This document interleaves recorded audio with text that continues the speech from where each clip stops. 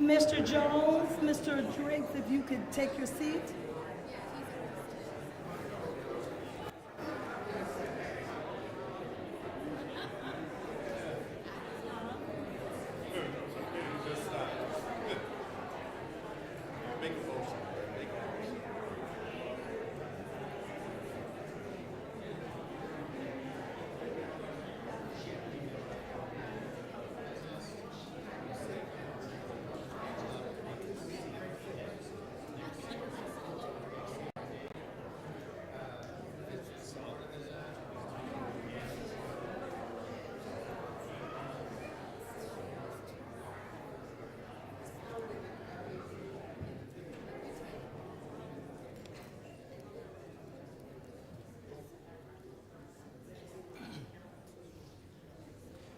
Good evening, everyone. Good evening. I am Enrico White. I have the privilege of serving as pastor of the Weeping Willow AME-Zion Church, and I want to take this opportunity to welcome each of you to Weeping Willow. And it would be, I got to throw in a shameless plug. I look forward to seeing you Sunday morning at 10 o'clock. Our vision statement is that we are a welcoming Christian community leading others into a growing relationship with Jesus Christ through word, worship, and witness. Key words right there. We are welcoming, we are Christian, we are community. And today, our community welcomes our community to make a difference for the community. So thank you for being present. Thank you for being a part. You are always welcome to be a part of Weeping Willow. I also have to give a shout out to my very own, for he who is on the panel tonight, who chairs the county commission. Mark Jarrell is a part of Weeping Willow. Another reason to come see us on Sunday morning. So again, thank you so very much for being present. Thank you for having an interest in our community. I give to you now Colette Forrest, who helped organize all that transpired today. Come on, put hands together for Colette as she comes.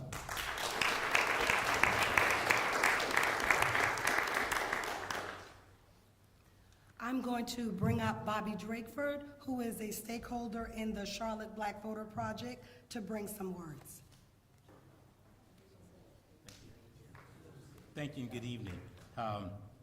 So my words really are to really acknowledge all the hard work that Colette Forrest has done through the Black Voter Project for organizing this gathering with elected officials and community leaders who are so concerned about the outcome in the welfare of the community.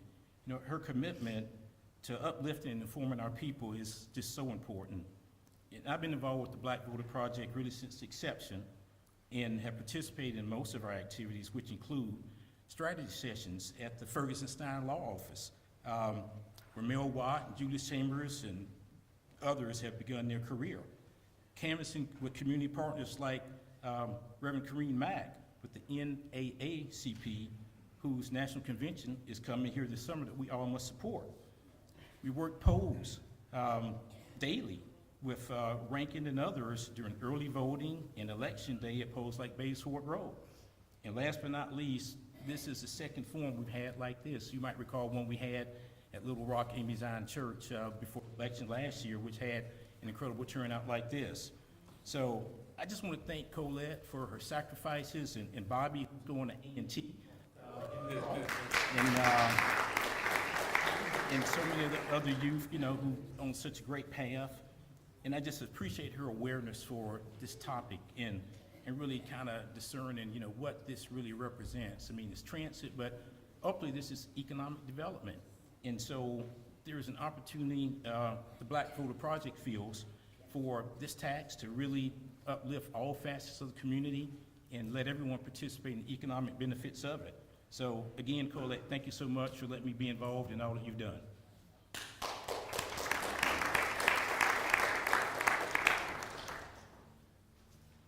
So the purpose of the Charlotte Black Voter Project is simple. We want Black people in Charlotte-Mecklenburg to vote. It came about in 2024. Attorney James Fergie Ferguson, and all his iconic, tireless work, we sat down and we saw the numbers. And we saw year after year after year, Black voter participation was going down.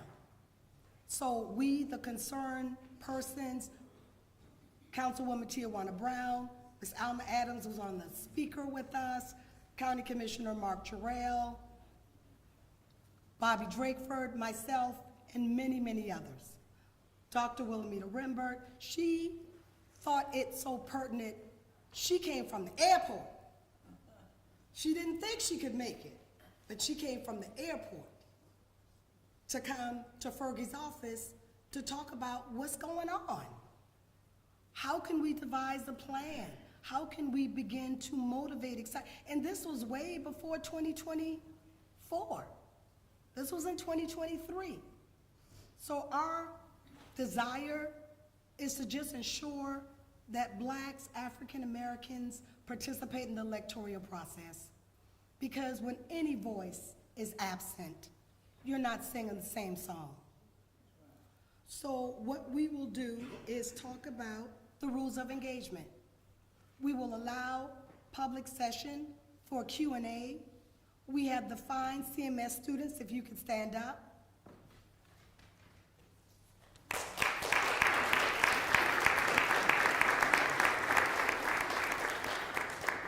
They will be handing you your index card to write down your question, and then they will bring it forward to the moderator or myself, and we can hand it to the moderator so it will be asked. It would be remiss, Attorney Stephanie Sneed, I saw you come in. It would be remiss, Attorney Stephanie Sneed, if you did not allow yourself to see the product of the labor of CMS. If I can have you three gentlemen to come forward, given that this is decision day, if you could tell us your name, your high school, and where you're furthering your education going to college. Good evening. My name is Colette Forrest, also known as her son. I attend prestigious, amazing, fantastic, good areas, all opulent, esteemed, highly coveted, phantasmal, West Charlotte Senior High School. Dub C! College, as previously mentioned by Mr. Bobby Drakeford, I am attending the illustrious, amazing, fantastic, et cetera, the other adjectives, North Carolina Agricultural Technical State College.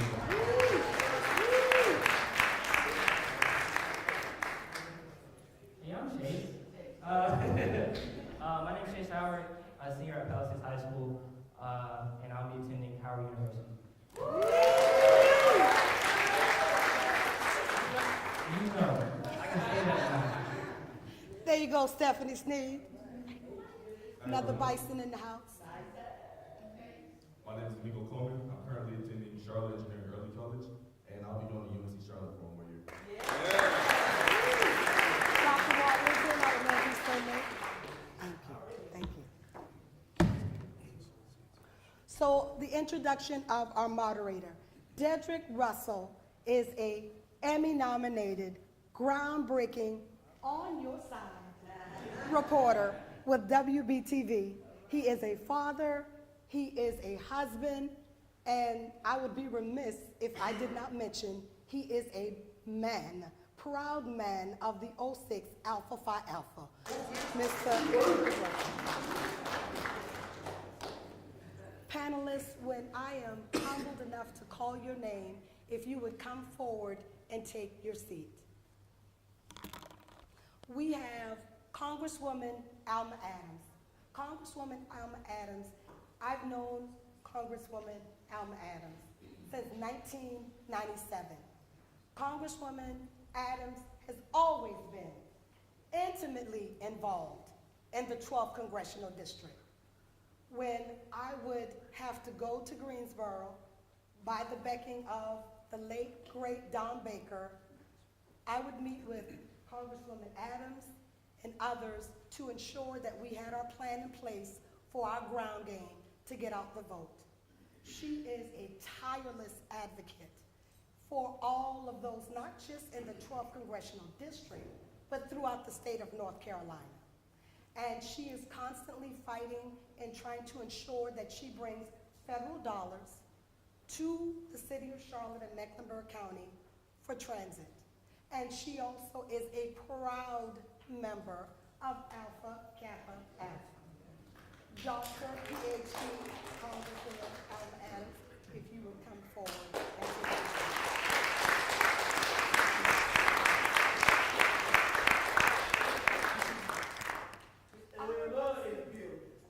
Our illustrious Mayor Vi Lyles. I have known Mayor Vi Lyles since 1997. With Mayor Vi Lyles, we first met each other when I was active with the NAACP, and at the time, Mayor Vi Lyles was very steeped in city government. She served as the assistant city manager to Pam Cypher. So it's no accident that she knows policy as well as she does. In 2017, when I happened to be chair of the Black Political Caucus, Vi Lyles, at the time she was an at-large member of council, she made historic history by being elected the first Black female mayor of our Western area. It is Vi Lyles. You would come forward. County Commissioner Mark Terrell. What can I say about County Commissioner Mark Terrell? For the people. Yes. He is a husband and a father, a tireless public servant to the community, always putting us first sometimes, and Ms. Whitney, his wife, has to say, you do know you got a family, right? He is tirelessly committed. Met him with the Black Political Caucus when he did the tedious job of comprising a report card for all elected officials. He did his due diligence and his fact-finding and just looked at the facts. And that is how he serves you in the Board of County Commissioner as chair, just reviewing and looking at the facts. Mr. Mark Terrell, it would be remiss if I also did not say that you are a proud member of Kappa Alpha Psi.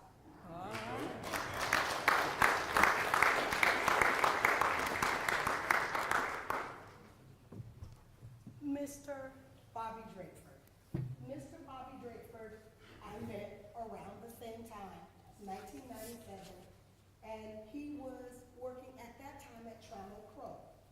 And he is a developer, he is a resident of the Beatties Ford Corridor, he is a precinct leader, he is actively involved in all things Charlotte. He's not concerned just about the Beatties Ford Road. He's concerned about all of Charlotte, but he also would like for Beatties Ford Road to receive commensurate to what he sees occurring in other parts of Charlotte. He is a proud father. He is a community activist. He is a community organizer. And yes, Mr. Drakeford too is a member of a fraternity with Omega Psi Phi. All right.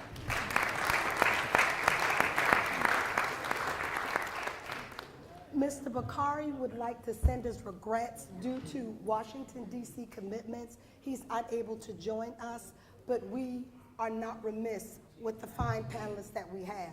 Now, I will ask Sister Councilwoman Tijuana Brown to come forth because you're going to get 5 panelists, and the last one is a treat. If you would come forward to introduce our final panelists.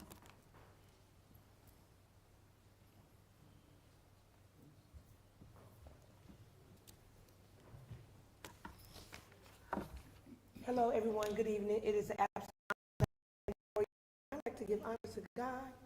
who is truly the head of my life. Although I might not act like it sometimes, he is. Yeah, for sure. More than 10%, okay?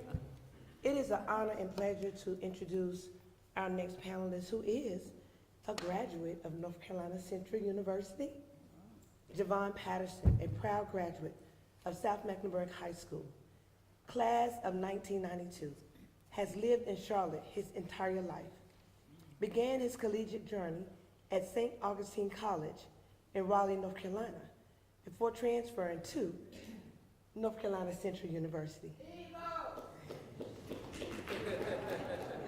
Rep your school. Javon has dedicated his life and career to serving others. His passion for people has shaped a dynamic and meaningful path in the fields of human service and community engagement.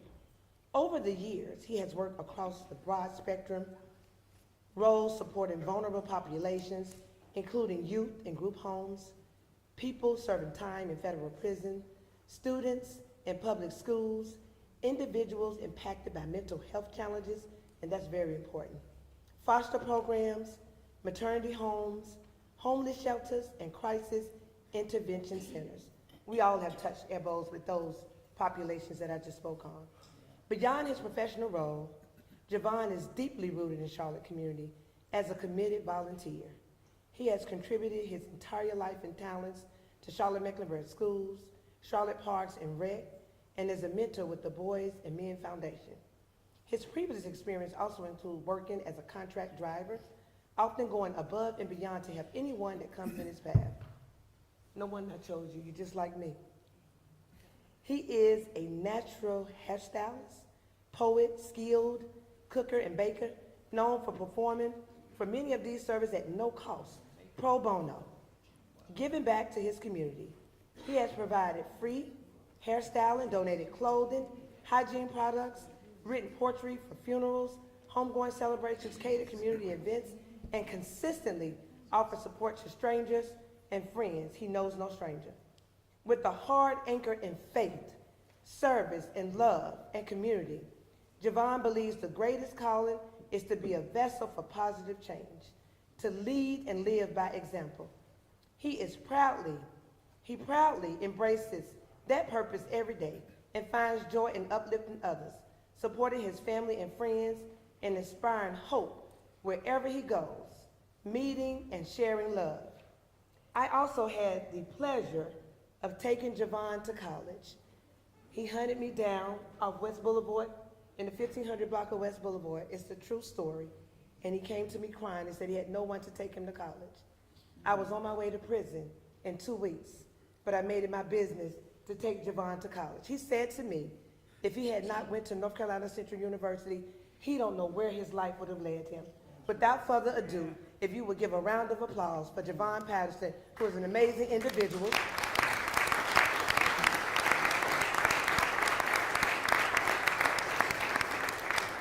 Not only does he take public transportation, is well educated.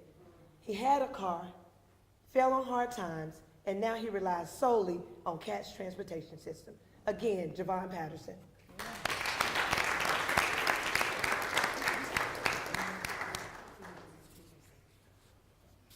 Because why always have the policymakers and the elected officials?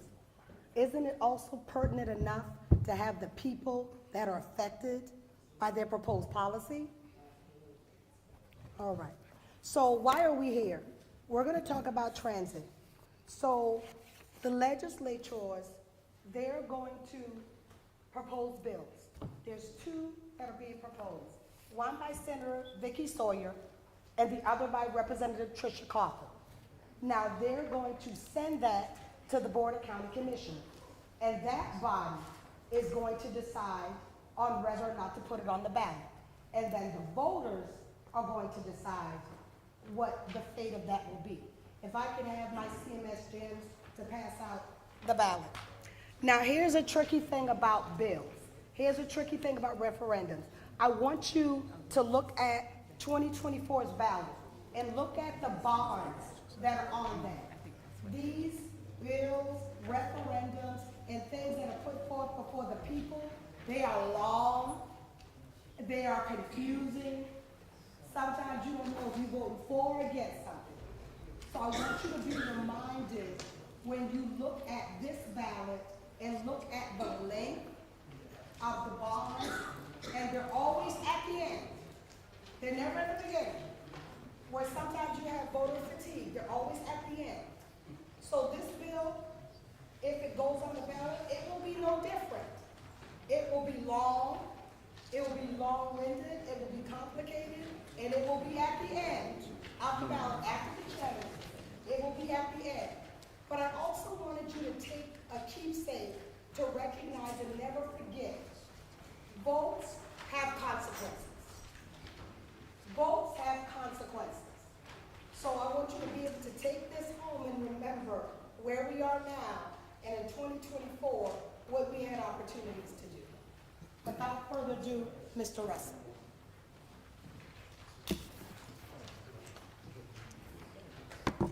Good evening, everybody.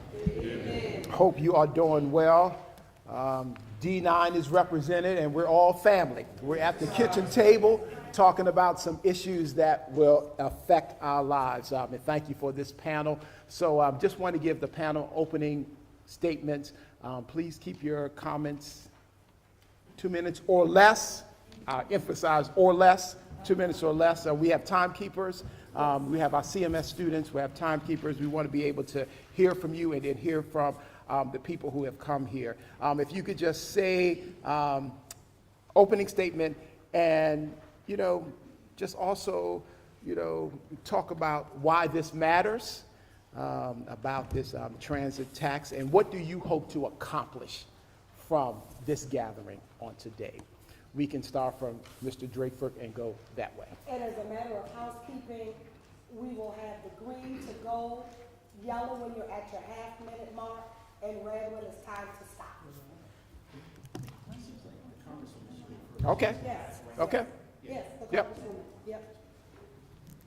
Well, thank you very much, and I think it's important for us to have this discussion. Regardless of how you're traveling, you need to leave someplace and get someplace else. But let me just say good evening to everybody, and thank you to the Charlotte Black Voter Project for hosting the Transportation Town Hall today. I'm eager to talk with you about the current state of transportation in Charlotte and Mecklenburg County, because transportation is really and has been one of the most critical issues facing our region. And supporting Charlotte-Mecklenburg transportation has been one of my highest priorities in Congress. And so during my first term, I invited Congressman David Price, who was then the ranking member on transportation, to tour the Charlotte area transit system with me. We got on a bus and we rode all day long. I didn't realize the city of Charlotte was so big.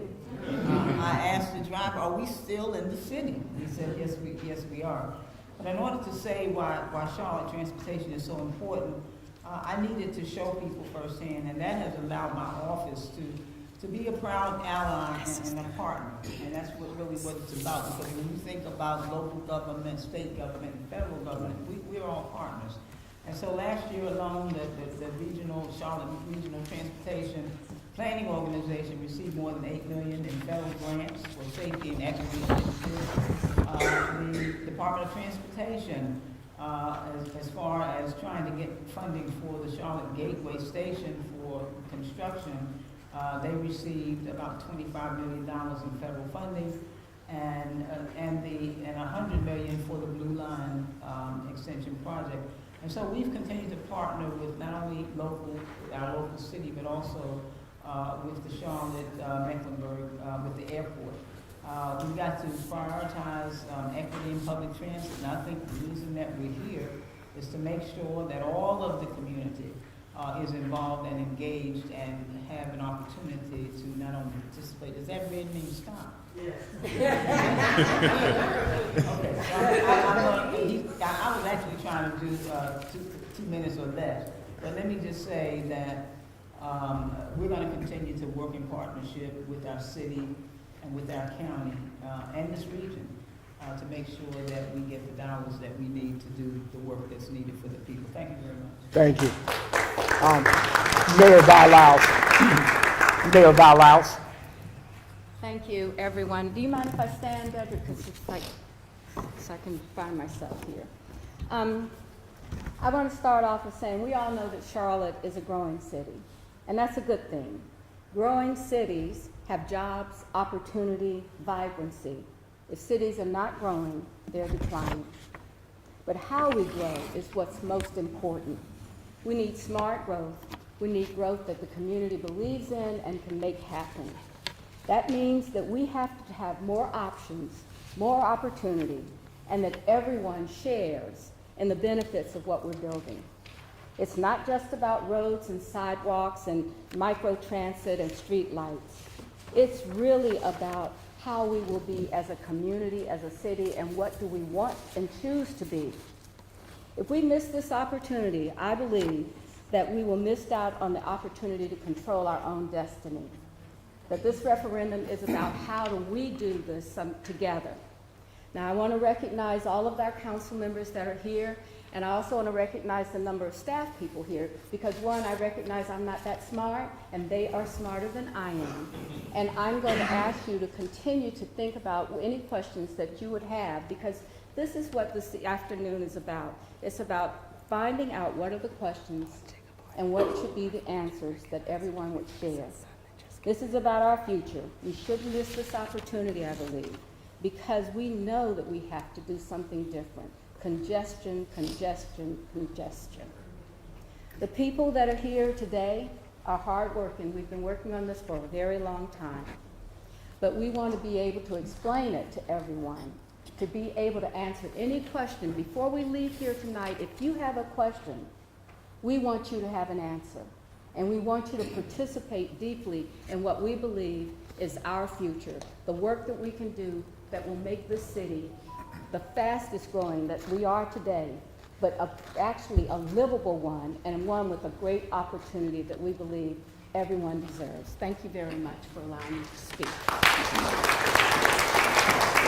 So I wanted to take a point of personal privilege. If I could have Jay Ferguson, he just slipped in, and he slipped in the back because he loves to do that. Jay Ferguson, if you could stand up, please. So we would not be able to have Attorney Ferguson, or as I affectionately call him, Papa B, if the Ferguson family didn't allow us to have the unabated access that we always have to him. So we want to thank you, Jay, for allowing us to continue to have access to your father, and for thanking him for allowing us in his office that day in 2023 to come up with the Charlotte Black Voter Project. Thank you, Jay Ferguson.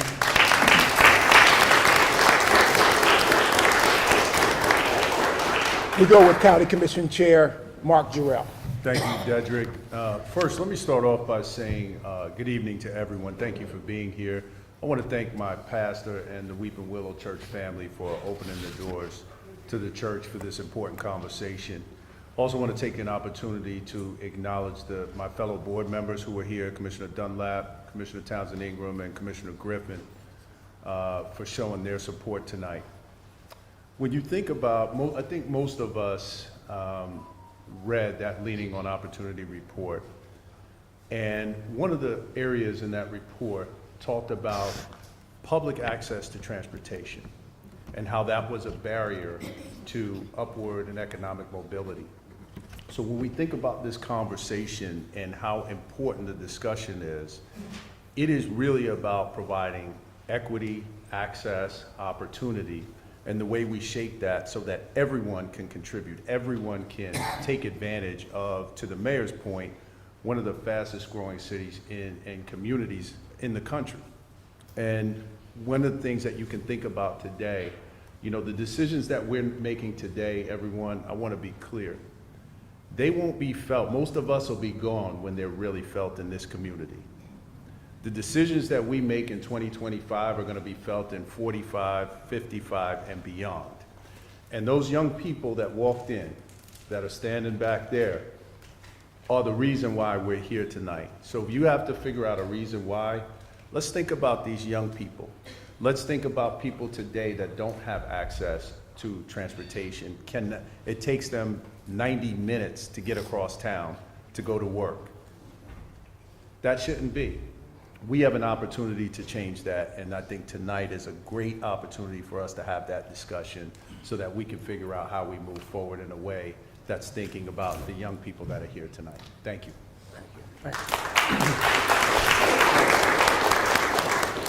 Bobby Drake, please. Thank you. You know, I really started thinking about this tax about 3 years ago when I was walking past a neighbor on the street I grew up on. He's in his 90s, has declining health, I think memory loss. His foster cousin, is that correct? And, you know, I saw him a couple of days later down on Hoskins Road, which is on the outside of the neighborhood, very high traffic street with lots of tractor trailers and school buses, and it's just not a good, safe place for a bus stop. And, you know, before the transit tax started, he'd go up the street and get on the bus, go down Northbrook, past Jim Richardson's house, turn right on the Don Shire, past Julius Chambers' house, up through Friendship, down Bay Sword, down uptown. And so, you know, it just kind of struck me that we're paying more now. We got less service than we had before the tax started. Because the bus has been taken out of our neighborhoods, or my neighborhood and some others as well. So, you know, we're paying more, we're getting less, you know. I guess that happens, it's that shrinkflation. But, you know, it's what the economists call it. But to me, I think about shrinkflation, and that affects all of us the same way. Everybody gets less chips for more money. But that's not what's happening with this tax. There's some areas that have more service today than they had when it started. These areas already have many amenities like we want in our neighborhood. They have jobs, they have employment, they have grocery stores. So that's what I'm here for, is to talk about how do we bring those kind of amenities to the areas that aren't getting the most intense investment, like rail. You know, it's kind of interesting, we're spending our money in some areas that already have more than we have are getting more. And I don't think that's the way it ought to work. I think we ought to even this out a whole lot more, and I think we can do that. So, you know, my goal is to pass a transit tax that improves quality of life and economic climate in neighborhoods like mine. I want us to help protect against displacement caused by this tax and clear economic forces and consequences. You know, we know what's going to happen on West Boulevard and Wilkins Boulevard. You know, when the rail goes through the airport, just like it went through North Charlotte. Other cities have funded anti-displacement measures and economic development in neighborhoods, and we can do the same thing. We just gotta have people express their concerns. We gotta engage more and say, this is how it works for everybody. We all want it to happen, but people who don't have as much should also benefit from economically. You shouldn't have to be in an area that's already prosperous to have your life change. We don't want to have to go all over town to go to work, to go to grocery stores, to go to medical bills. We like for it to be in all of the neighborhoods. That's what the 2040 plan said, 10-minute neighborhoods. So my goal is to be part of it passing. I appreciate all the work you've done, but right now, some things need to change before I can support it. Thank you. Okay, thank you.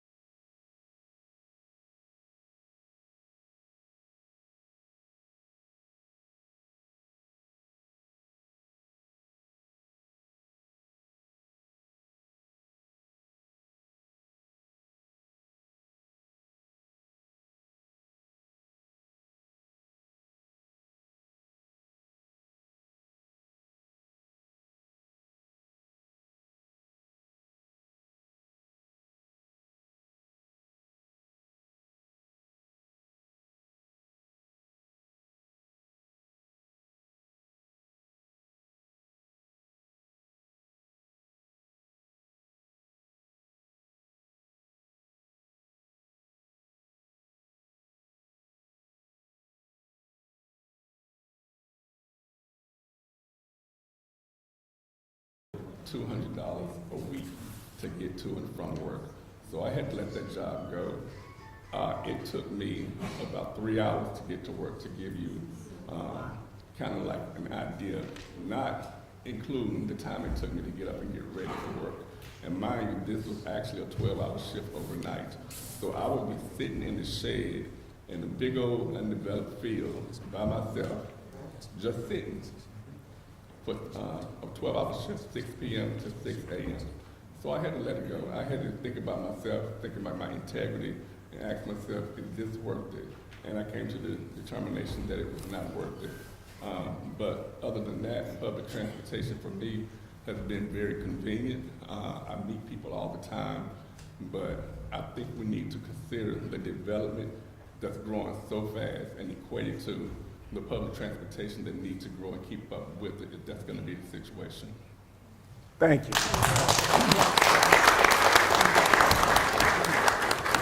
We're just going to, I'm going to ask a question and just jump in. If you want to answer it, just jump in. 2 bills right now in Raleigh, 1 cent sales tax. One bill has a cap on rail at 40%, that's Senate Bill 145. House Bill 948, cap of up to 60% on rail. Talk to me, which one do you prefer, and what's being done to make sure whatever is decided is in the best interest of You Charlotte? make a correction, so that 60% is combines buses and rail. Right. So one could go up, the other could go down, or vice versa. Right. So that's the Compton bill, says all the money for buses and rail is combined with no guardrails on where it goes. Right. So which bill do you prefer, and what's being done to make sure changes, revisions are made in order to be the best one for Charlotte? Well, The Compton I bill is think, horrible. I want to say, as Bobby has said, is that this is something that is, I'm sorry, as Bobby has said, what we're talking about is that we are having this bill and we're going to have some decision about it. But the most important decision is a local decision. And it is the decision that we want to have that I think Brent Cagle would say this. Without buses, we can't really have a rail system. We can't have things. The foundation of all of our transportation is to get people on buses so that they can move around the city and that they can have something that's affordable. You know, a car in the city is not exactly easy to do or to have. If you have a car, then you're likely spending more than $1,000, $1,500 to be to move around the city. What we want to create is the opportunity that there are places that you can do this ride between our bus system being affordable and that you don't have to have a car in the city, that you can go to work every day and have a place like you said. Now, we have to fix this stuff. I mean, I really understand what you said, but we can have that airport process done if we all pull together and decide that we're going to do this tax. If we're not doing that tax, we're just, what is our answer to do? And I haven't found one yet. I haven't found one that we have a fast-growing city where people have to get to work to be able to have their family, to have a home, and all of these things that we can fix. And if we actually pull together as a definition that we would have to say everyone should have the opportunity to participate in our city, and that means that we have to have the best transit system, better than Dallas, better than Tennessee, any of those places. But that's what this money and this is used for. There you go. I think, from my experience, I have cats in my neighborhood, which is very convenient. And a good thing about it, I can GPS and see actually where the bus is located. And I know what time I need to leave to get to where I'm going. And I see that if we do increase the tax, I think it could be affordable because a lot of times the bus rides are free, or a lot of times people just don't have the money. And so I think that could, and then a lot of times I'll pay for it on my phone and get on and say, oh, it's free. So it kind of balances out. So I don't think that tax will pretty much make a difference. I think the way the cost of living is, people won't even recognize it anyway. They'll just get on there and pay it if they have to or whatever. But I think as the economy grows, people adapt naturally. So whatever we have to do to make sure we can compete with Dallas and these other big cities, then we need to just jump out there and do it instead of just wasting time going back and forth. Just do it. People will complain, but at the end of the day, they'll adapt to it. It's life. We're changing, and that's what it's all about. I would agree. I know that Brent Cagle is here. He runs the CAT system. And I would like, Brent, to you address how many people ride the bus and what are the opportunities that we have to make buses better work? Not now. Okay. You can work, you can talk to him one-on-one, but we'd love to have the esteemed panelists to be able to answer the questions that Mr. Russell has for them. Congressman Adams, did you want to chime in? Well, I'm just today had an opportunity to look at both of the bills. And I think it's my understanding that the one that will be before us will be the Compton bill, is that correct? Or is there a way, and I'm just wondering if, what we try to do in Raleigh all the time is to compromise. And I'm just wondering if there are pieces that can be put together and we can create a bill that will serve everybody and the concerns that people have who feel excluded because, and then I wonder about some of our older African-American neighborhoods and whether or not we have the infrastructure for the transit and to go there, and is there a possibility to have light rail in those communities? But as I look at these bills, both of them have been endorsed by different people. One by the Charlotte Regional Business Alliance, the other by several members of managers of our counties around, not Matthews, but the other counties. But yes. So I think, and will there be an opportunity for, as we talk here tonight, to plug in? Because I don't know, are these things finished? So I think that, Congresswoman, that it is not finished until, it is not finished until we have something from the General Assembly that says it is finished.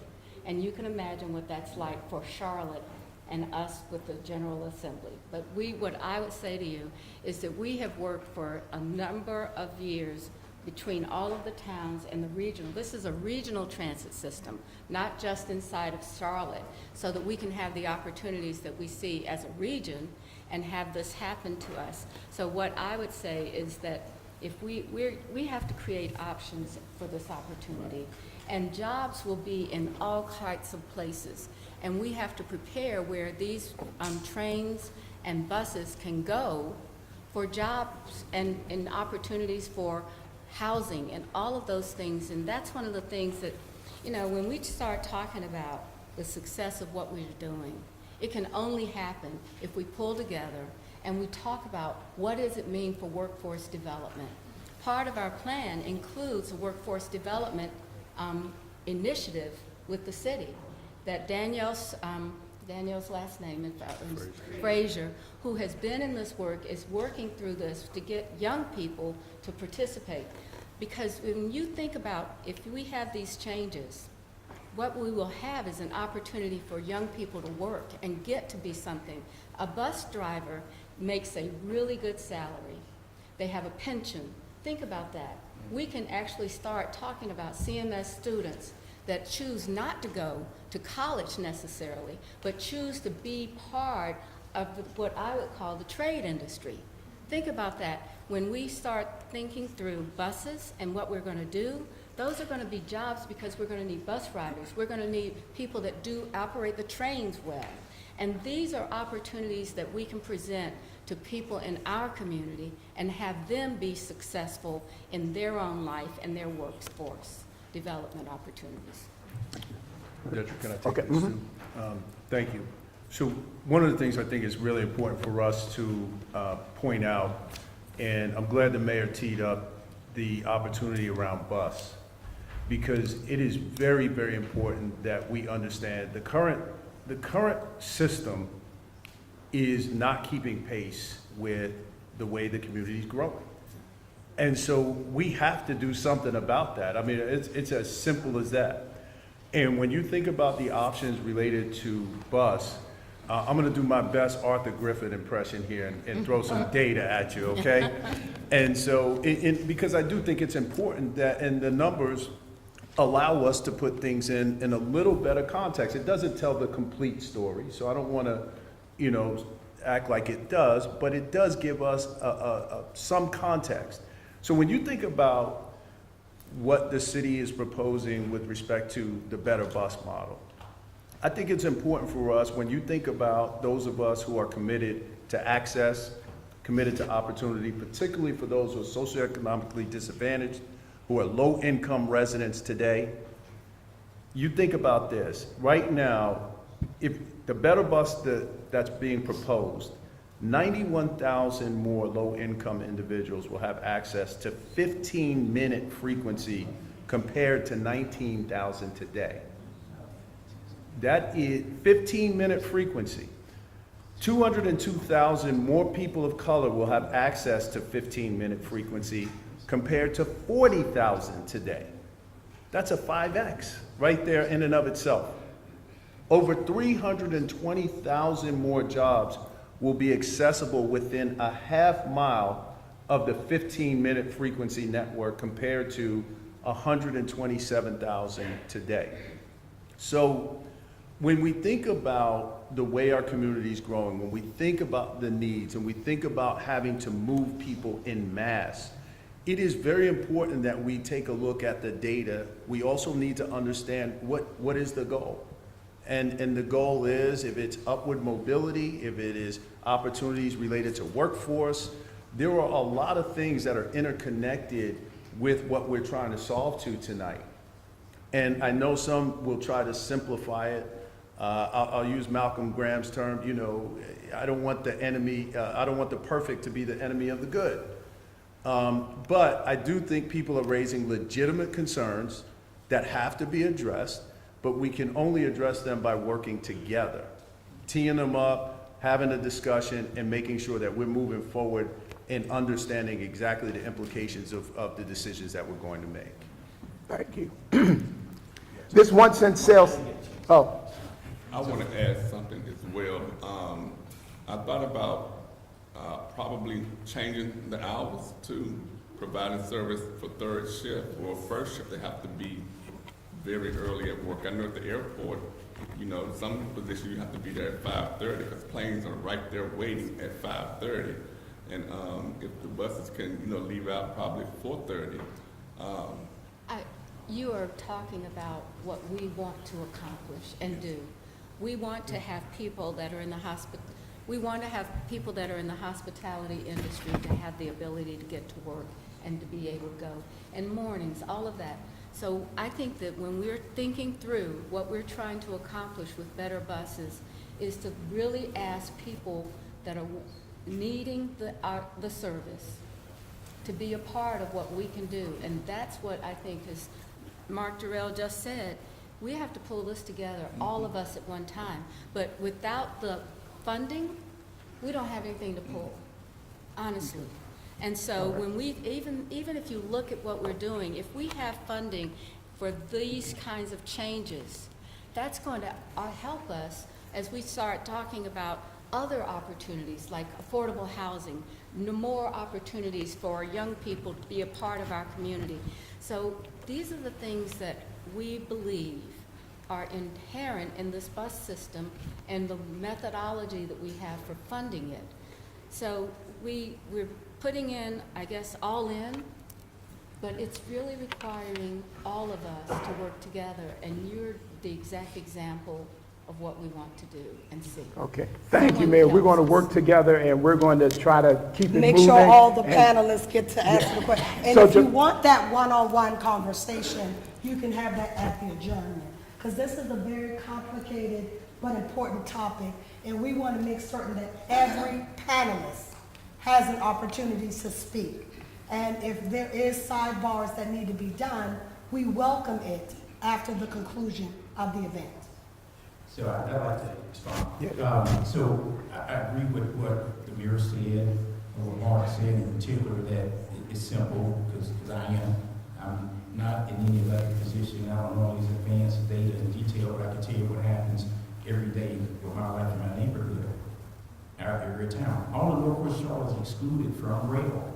So rail brings opportunity for growth, jobs, restaurants, grocery stores, all quality of life amenities everybody wants.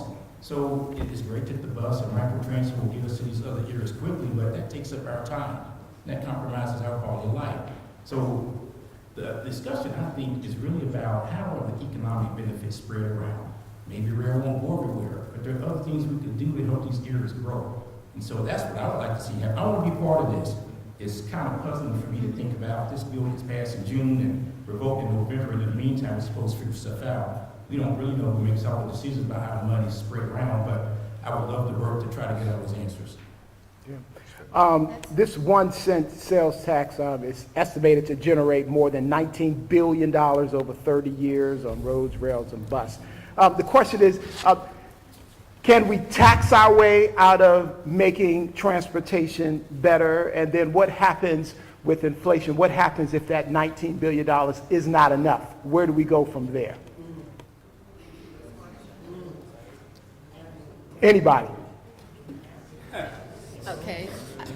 Well, I mean, it is a tax. It is going to be a tax that we're going to have on, because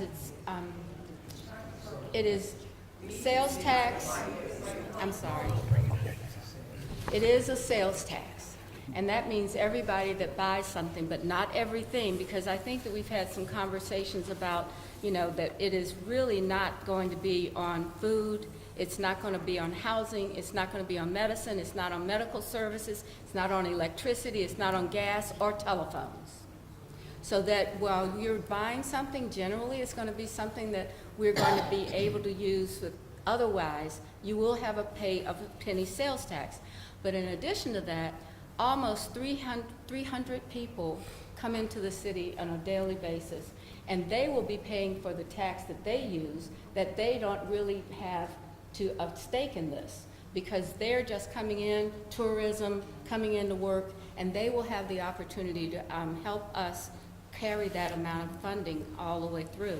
So when we say the tax, yes, it is a tax, and it is something that's really the way that we've found is the most appropriate tax to have something like this development occur. Anybody else would like to, can we tax our way out of this? I don't know, I'm not in office, but I would think that it's important that we have some definition between the funding for rail and buses, because if you say rail costs might run up and there's a defined amount that will be shared between the two under the Coffin bill, that perhaps would reduce buses. So I think it's very critical that we have some delineation there. I know Raleigh controls that, but I think we all share that same goal. So Dedrick, let's be clear when we talk about can we tax our way out of it. We can't tax our way out of any situation. Right now, this community is dealing with affordable housing, we're dealing with homelessness, we're dealing with so many issues, transit just being one, transportation being another one of those things. No, we can't tax our way out of any situation. We are at the mercy of economic forces that we don't control at the local level as well. So, so that's a direct answer to your question, but it is a mechanism, taxing is a mechanism that is used to fund services. And this is a mechanism. Now, we have to be careful and make sure guardrails are in place so that we are not being counterproductive. We should not be trying to hurt those that, could least afford it. We have to provide opportunities. Bobby, I think you are spot on when you talk about and raise the issues that you're raising with respect to how do we address economic opportunity? How do we address those things, transit-oriented development that you spoke about? How do we make sure it's equitable throughout all corridors of our community? I think those are fair items for us to discuss and for us to solve to. And so we just need to move forward with that. But to your point, Mr. Moderator, no, we cannot tax our way out of it, but it is a mechanism that we are going to have to use, at least as a short-term approach, until there are other approaches available. Let me also add that this is not new, because I served for quite a while, a couple of decades in the General Assembly, and I noticed that cities would put what they call the 1 cent sales tax, or one city, I think it might have been Fayetteville, they only taxed it was a hotel tax, so just the folks who came into the town, stayed at the hotels and so on, and they were taxed. But no, you're not going to be taxed the way I everything. I don't think that's possible. I think what could be possible, though, is to maybe have some discussions with Trish Coughlin and the General Assembly about what kinds of, say, guardrails or some specificity about what some of the things that are coming up here, so that you can give people some sense of security that, okay, we're gonna vote. We know we need this. Charlotte is really growing and it's growing and it's growing. And yes, as Commissioner has said, we have a lot of issues that we have to address. But I think to give people some sense of comfort, if they have a sense of knowing with this 60%, whatever they got there, what's really going to be accomplished there? And I think that might help relieve some of the tension. Yeah, because when you look at some other jurisdictions have done this and Oh, yeah. they have done this, and some have said that there's a shortfall, and then there are layoffs and things like that. So just want to know, talk to me about how you have done your research to how other cities have handled this, the pitfalls, and what you can do to make sure you don't fall in that pitfall or go off the tracks. And everybody Well, else. it's too bad we don't have we probably should have had a member of the General Assembly. You know, we got local government, we've got, well, actually, two from local government, we got the county and the city, and we got federal government. We skipped over the people that put this together. We probably could ask them some questions, but you might wanna, you know, we should have maybe a conversation. Yeah. So That's that part two. yeah, okay, that's part two. And Congresswoman, you bring up a good point. So in this, are we working in silos, or is our city and county government, are we working with our Mecklenburg delegation to make sure that our cries that are happening here at Weeping Willow would make it to Raleigh? Yeah, I'm sure they are. I can't imagine that if they've been working, as the mayor said, they've been working on this for a long time. I expect that all those entities have been engaged in some way. I'm fairly certain of that. Yes, you can be very certain of that, Madam Congresswoman. This is a regional effort. I'm sorry, Mike. This is a regional effort. I mean, it's not just Charlotte, it's Huntersville, it's Cornelius, it's all of these other communities that are working through this with us. And this tax is a countywide tax, not a Charlotte tax, a countywide tax. And that's why there are more opportunities. It was divided up in a way that we do roads, that we make sure that our roads continue to be well done, but we're also dividing it in a way that we have the opportunities for differences. So you asked the question, Dedrick, about have we looked at other places? So we went to Austin, Texas, and they had a huge program. The problem that they had is that they had no money for the program. They had a great plan, but no money. What we've tried to do in our, I guess what I would say, the things that make Charlotte really, really works, or our region to really work, is that we wanted to have something that was fundable and possible. We were not going to do what Tennessee did. We're not going to do what we saw in other cities where they started piecemealing this. We believe that the efforts to have it done well and consistently with every part of our county, that would work best for us. I would like to say this. I've been to a lot of different cities, and so have you all, and you all probably. And we all can agree Charlotte is a different city. It's hard to compare it to any other city. And I know it's regional, and we have some good people that are in these regional places. I think we need to just kind of like, you know, give them a little boost and you know, come to a table and kind of start speeding things up, because it's imperative that we get the ball rolling instead of, you know, coming back again and saying, oh, in 30 years, I hope we will all be here in 30 years, but we need it now. And, you know, I just want to say that the way Charlotte is growing at an alarming rate, it definitely was incorporated in the growth process. And so I think the focus needs to be taken a little bit more serious so that we can definitely get the ball rolling a little bit more faster, because we need progress right now, and we need to start cracking down on people that are in these offices that have been looking at and studying these programs for 20, 30 years ago. And I think that's where we're at this point. We're at a breaking point. I believe that Oh, we. that's Mr. Drayford. I spent a short period in the House. Was honored to serve the remainder of Representative Colette Forrest's term. And I found just briefly that I think that local delegation and our elected bodies are working well together. Of course, they don't make the decision. I think there's a lot of mutual respect in that regard. So I think they do a lot of work. The mayor does in particular. You know, when you think about kind of the working together or representation, I think some of this lies on citizens as well, because there are a couple of bodies that make decisions about transit. There are two committees currently. I think there'll be a new one that will be created. The current two committees, everybody but one person lives on the east side of 77.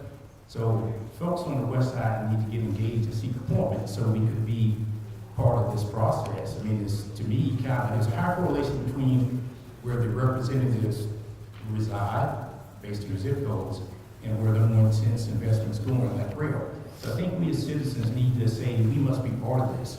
You know, we can't have a decision-making body and control $25 billion and part of the county's not owned. So we need to own that as citizens. We must come to folks like the mayor and the county commission chair, I'm sure will appoint folks from those areas, and be part of this and be informed and be knowledgeable. So there are kind of many facets to this discussion, but the citizens own part of it, and we need to do better in West Charlotte, because otherwise it is what it is. Thank you. So Dedrick, I would just add one thing. Yeah, 30 seconds. 30 seconds. Talking to the just mic with so they can hear you in the back. Just with respect to the due diligence that's being done, to the mayor's point, many of us traveled to Austin, Texas. Also, there was a contingent that went to Miami to look at their system. Also, some of us received a briefing about Richmond, Virginia, and their BRT system. Staff has provided certain comparative data as well for us to look at. So we're not always just boots on the ground, but we are able to access data and to be able to review that and look at the things that we want to do better here. Thank you. So we're going to open up to questions. If you have a question, our If you could students will raise go your around hand and we so will the do that. Gentlemen can make sure they give you an index card and take. Okay. This first question, I guess who is responsible for this? Can the bills be written in a concise manner because they fear there's just too much to read, and as soon as people see bond and taxes will be raised, they mark no? So is there anyone on there who can answer that question? They said that can the bills be written in a concise manner? Because sometimes the question can be too wordy, and if it's too wordy, that just might be a turnoff to some voters. Who is responsible for writing up that question?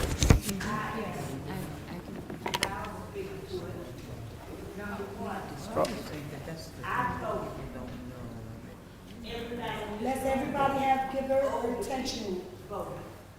When we get to the end of here and we see this much land and we see bond and we see money, people mark no. Right? So it is clear, it states exactly what you want without being so blasted long so that people can say, hey, yes, this is a good move. Right. So is that a General Assembly job? That's the job of the General Assembly? That's the General Assembly. Okay, Yeah. all right, then we have to take that up with the General Assembly. The next, But given that they're working with the General Assembly, Mayor Lyles, you spoke to the fact that you all are working in concert, working closely with the General Assembly to ensure that the language is as simple as it possibly can, so people will know what they're voting for or voting against. I still say that language is with the General Assembly, and it's going to be how We know Can you use how the mic, Mayor? elections are done in our city, and okay, sorry. It's in the bill, what we're doing, and so, I'm sorry. It's 2 sentences. It's 2 sentences of what we're doing, and it's in the bill. So I think it's pretty simple, but I think that I understand what you're saying. It is going to be at the end of the ballot, and that's always been the way, I don't know the tradition or how it happened, but that's exactly where it lands. Yeah, that's the voter information. We got to get all of that voter information out. The next question, can you guarantee that transit is inclusive to the more crescent areas? We need more stops from bus, trains, and red line. Can you guarantee that transit will be inclusive to the more crescent areas? I want to say thank you for that question, because I believe we have a document that shows a book that talks about how we will use this money in our city. And I don't know whether the staff has a number of those books, but that is something that this council has really dived deeply to improve and make sure that we're doing this so that everyone has an opportunity to thrive. And we are committed to how we're going to do this work. And so whoever wrote that question, I'm really glad you wrote that question, because I will tell you this, we've got to prioritize needs over wants. There is a whole host of people in our community who have a tremendous amount of needs to be able to move across this community, and most of those folks lie in the crescent. We all know that. And so as electeds, this is where you have to hold us accountable to make sure that we are laser focused on those folks who need it the most, not people that just want to take a ride or just want it. It's for people who need it. And so thank you for that question, and that's where you hold us accountable. Yeah. We'll do this last question, and then we can break up. If your question has not been asked, we can break up, and then you can go to the person to ask your question. They're going to face-to-face. come to you. So this is a regional transit system, 7 surrounding jurisdictions in Mecklenburg County. Are these jurisdictions, are all of them supporting this tax increase? That's a great question again, because last night what we have is a transit management organization that covers every part of Mecklenburg County. And just last night, we had the meeting, and it was where all of us committed, with the exception of Matthews, to be able to implement this plan across our region and with everyone being a part of it. Now, what it means is that once we get through those areas, that when we continue to look, where do we go next? So I think our farthest stop is at Bojangles Arena. But what we're trying to make sure that we do is to have these stops that are defined by workforce, by where people live and by where they work. And so we're making these connections, and that's one of the things that when we talked about how do we make sure that we have the opportunity, we need this value, this conversation from you to say, this is what we will do and we will commit to it. Yeah.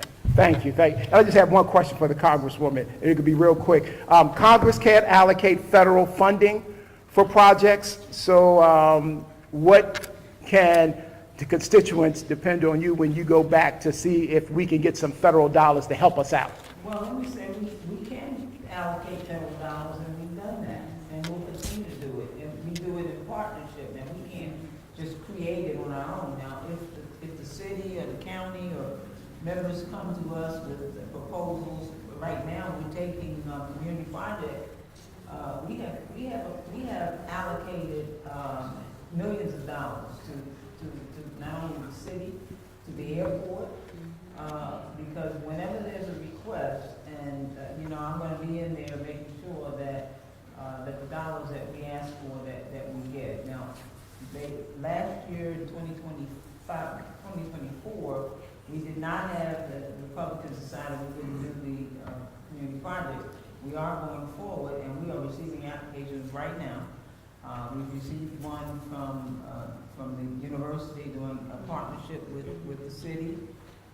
We've received one as well from the partnership that got $25 million from us.